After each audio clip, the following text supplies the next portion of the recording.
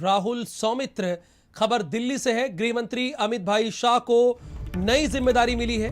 Ministry of corporation का अतिरिक्त प्रभार दिया गया है। कल ही इस नए मंत्रालय का गठन हुआ है। अमित शाह को सहकारिता मंत्रालय का जिम्मा दिया गया है।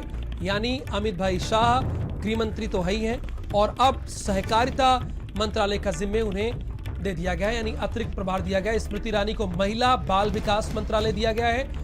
प्रधानमंत्री मोदी ही देखेंगे विज्ञान और प्रौद्योगिकी मंत्रालय।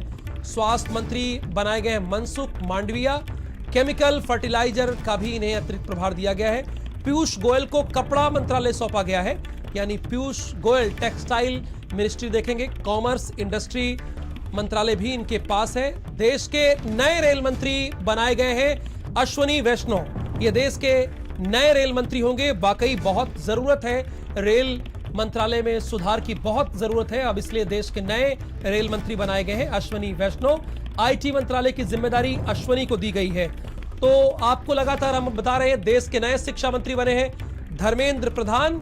स्किल डेवलपमेंट भी धर्मेंद्र प्रधान के पास ही है। और कुमार पुष्कल इस वक्त हमारे साथ फोन लाइन पर मौजूद हैं। कुमार पुष्कल, मंत्रालय बांट दिए गए हैं और खबर यह भी है कि 15 अगस्त तक ये अपने क्षेत्र में ही भी नहीं जाएंगे, यहीं रहेंगे। किसको क्या क्या मंत्रालय मिला, जरा बताइए हमारे दर्शकों को आप।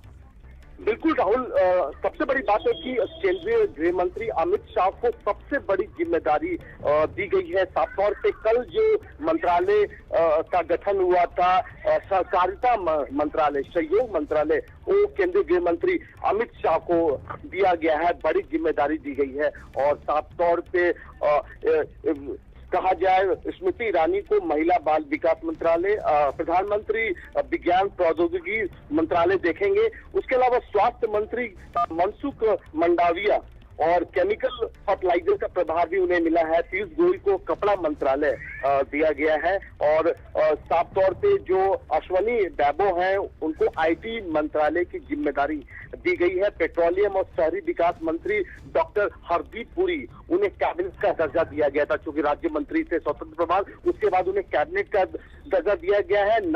नागरिक उड्डयन मंत्री ज्योतिरादित्य सिंधिया, और जो साफ तौर पे ये कहा जा रहा था कि उन्हें शिक्षा मंत्रालय दिया जाएगा, लेकिन फिलहाल नागरिक उड्डयन मंत्री बने हैं ज्योतिरादित्य सिंधिया। लेकिन सबसे बड़ी बात है कि अमित शाह को एक नई जिम्मेदारी दी गई है और साफ तौर पे ये कहा गया है कि मिनिस्ट्री ऑफ कॉरपोरेशन का अतिरिक्त प्रभार, सहयोग मंत्रालय जिसका गठन कल प्रधानमंत्री ने अपने मंत्रियों के साथ किया था, उसकी जिम्मेदारी दी गई। काफी अहम जिम्मेदारी है और साफ तौर पे अब मंत्रियों को, जो नए मंत्री हैं, उन्हें काम करना होगा।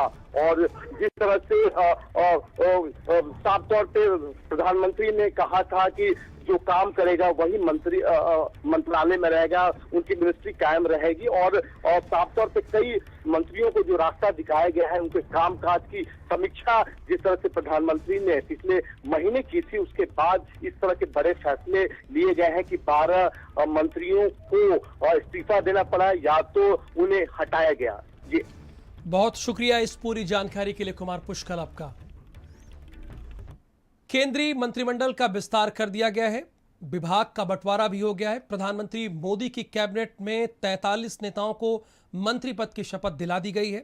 कैबिनेट विस्तार में 7 मंत्रियों का प्रमोशन किया गया, जबकि मंत्रिमंडल में 36 नए चेहरों को शामिल किया गया है।